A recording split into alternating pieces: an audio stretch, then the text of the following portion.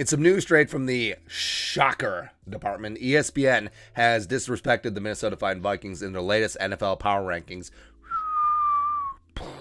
all the way down at 21, actually knocking them down from the way too early rankings of 20, but this is what they wrote up.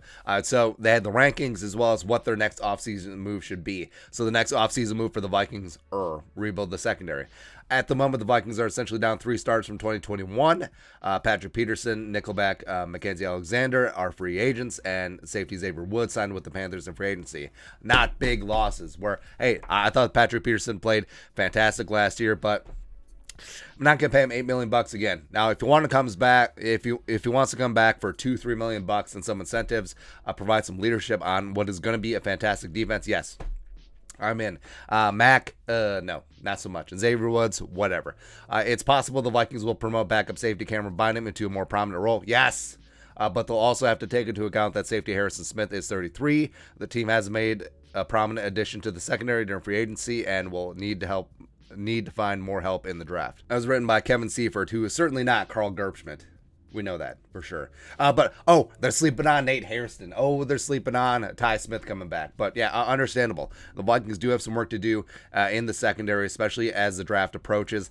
I don't think that they're going to make another splash signing, although that they do have the cap space to do it. We're talking about Stephon Gilmore. We're talking about Honey Badger, although that would be a departure from Kwesi Adofo-Mensah's Moneyball strategy. Either paying up premiums for veterans who may be just a little bit past their sell-by date isn't really going to be his MO. You're seeing a lot of value free agents, as well as you're getting Zadarius Smith at a complete discount because of his injury. I don't think that the Vikings are going to add before the draft. Now, they certainly could and should be on one of the top 3 cornerbacks at 12, whether it be Sauce Gardner or Stingley or Trent McDuffie, or does Kyle Hamilton fall? Does he just fall one time? Sure. But yeah, I understand. Like, we're used to the national media jabroni haircuts just completely dissing on the Vikings, but I don't know. Some of these rankings are pretty iffy. So you got the Steelers, who, as of right now, have Mitchell Trubisky-Ponder at quarterback.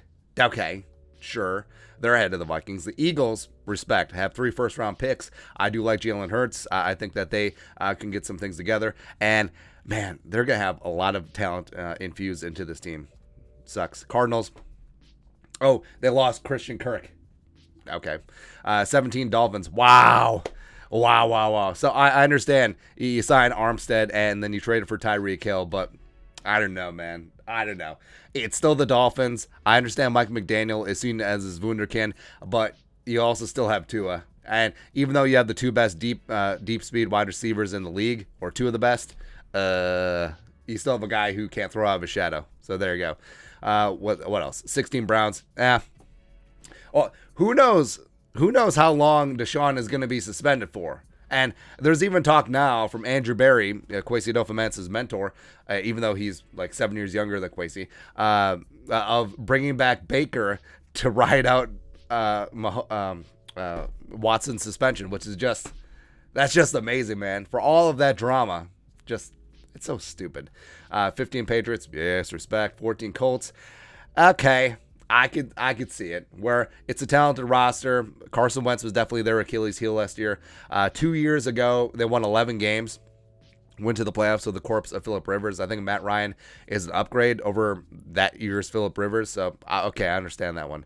The Raiders, So now I'm starting to understand. I think the Vikings at minimum should be in the 13, 14, 15 range. So I understand why they have the Raiders up there, even though it's a tough-ass division. You do have Derek Carr, you do have Devontae Adams, and you do have Waller, so I understand. I get that there. Also, Chandler Jones, one time, leftovers. Ravens, I don't see it.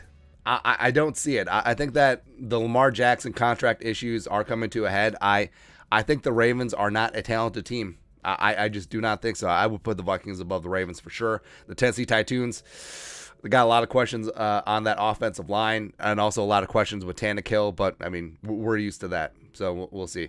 Let's see here. 10 Broncos. Wow. I understand you're adding Russ. It's a big question mark still. They'll be fine. Cowboys, 9. it's weird to say that the Cowboys need to rebuild the offensive line, but that's exactly what needs to happen since they didn't bring back Connor Williams and also they let Lyle Collins join the Bengals. So I don't know. Niners. I get it, and hopefully Trey Lance is going to be that dude, and hopefully they get someone for Jimmy G. But I don't know. Chargers, yes. Packers, no. Who's Rodgers going to throw it to? T. Martin's kid? Apparently they didn't want to give MVS $30 million. So, yeah, the greasy, grimy Green Bay Packers, where they've had a brain drain on defense. They got Rodgers with the $50 million per season. It's like, okay, sure. And also you just gave away Devontae Adams. Devontae didn't even want to come back. Like, no one talks about that. He just wanted out of Green Bay. Bengals, yes. Bucks, sure. Chiefs, I'm a little bit worried. I'm a little bit worried about Mahomes, man. I mean, losing Tyreek Hill, and it's like, hey, we have MVS. Hey, we have Juju. Great. Cool. 2, Rams, sure. And then 1, the Buffalo Bills. Bills are going to be tough, man. But it's tough that they're in the AFC and they're just going to be bumping onions with all these other top teams. But, yeah, again, we understand what ESPN's MO is. It's completely just taking a shot on the Minnesota Vikings. But down at 21. So they're putting us on the same level as the Saints, the Commies, the Bears, the Giants. Please. Child, please. But it is what it is. Anyways, your thoughts on our thoughts. ESPN just taking a dump right on the chest of the Vikings, per usual. Let us know your thoughts in the comments section below. Subscribe for daily Vikings takes. Want to support the work? Put a little something in the Venmo. But until next time, Skol, production value.